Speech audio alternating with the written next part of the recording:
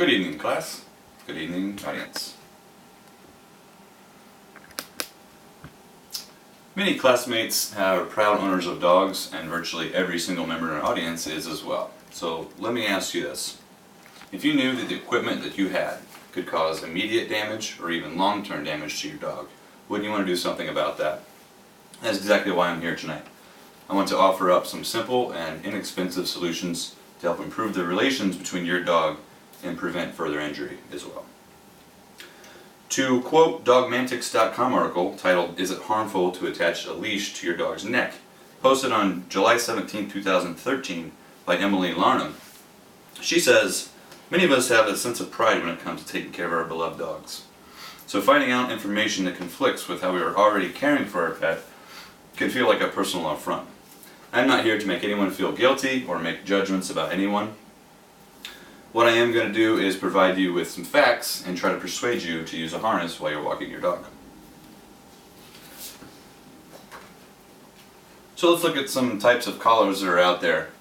The first collar that I'll mention is a traditional flat collar. This one here is the least evasive. I recommend using this collar on your dog at any time. The HumaneSociety.org from an article in October 17, 2013 mentions that these are a good source for to keep ID tags and vaccination information as well. So you can have a harness on and have this collar on at the same time. That is completely fine. However, collars such as this, the martingale collar, which you can tell is used to tighten up around the neck, is used for leash walks. So this can be harmful. Choke collars also tighten around your throat as your dog pulls, but the difference between a martingale and a choke collar is that there's no stoppage point with the choke collar. Third, there's the prong collar, which is by far the most dangerous to use, and you'll see why here.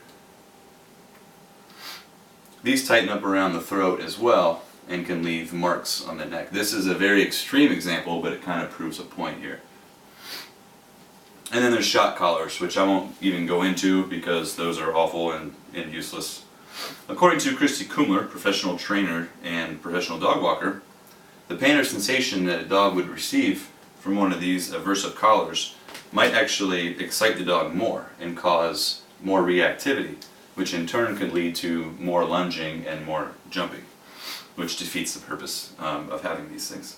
According to Patricia McConnell and Karen London, from a book, Feisty Fido, written in 2009, prong collars should be avoided like the plague. So what are some of the dangers of using these collars? Real quick, I want to show you the similarities between the anatomic structure of the dogs and humans. They're very, very similar, and maybe people can relate a little bit more to how that's going to feel around their neck.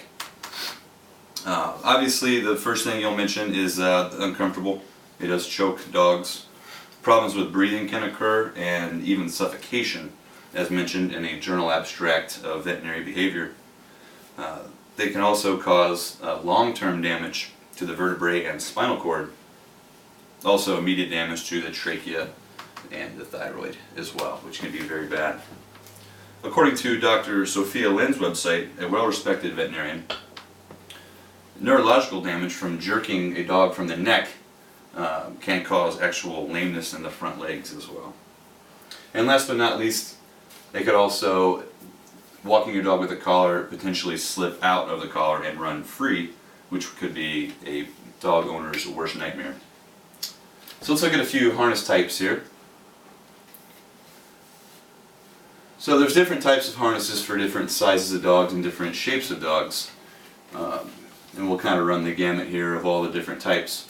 The vest harness is very good for tiny little dogs, chihuahuas and whatnot. They're usually made of mesh or cloth, which is very non-abrasive for their tiny little armpits with that very thin skin. Then you have the step-in harness, which you can see here. You lay on the ground, they step in with their front paws, it pulls up and clips behind.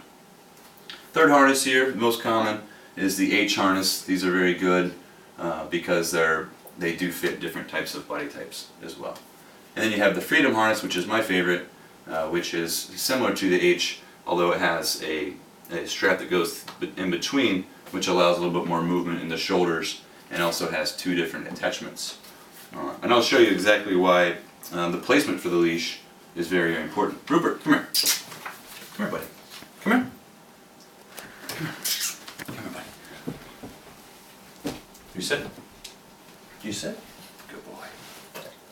Okay. So, attaching a dog to its leash on the back typically allows it to the potential to pull a little bit more. So if your dog is a puller, that's usually not a good idea. If he's not, then it's fine.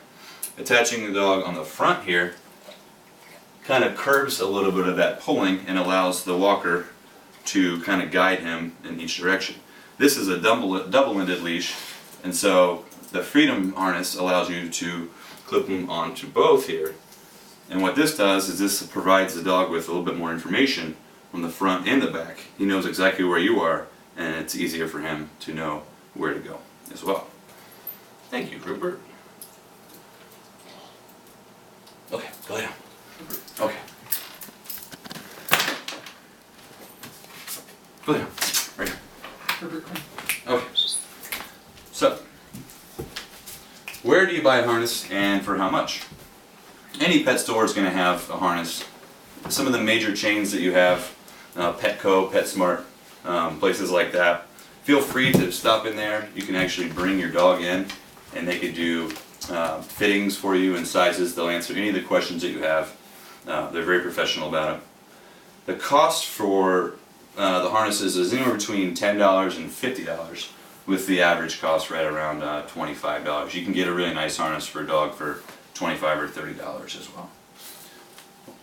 A wonderful walking relationship is not only possible, but is much better for your dog's health and well-being when you use a harness. That's a direct quote from Lori Stevens, who's a friend and she's internationally known as a certified dog trainer. Dogs are similar to children. They both need your love, your affection, your assistance, and your guidance. The lifespan of dogs is already too short. So do your part in helping extend that life and bring your dog as much joy as they bring to you. Thank you.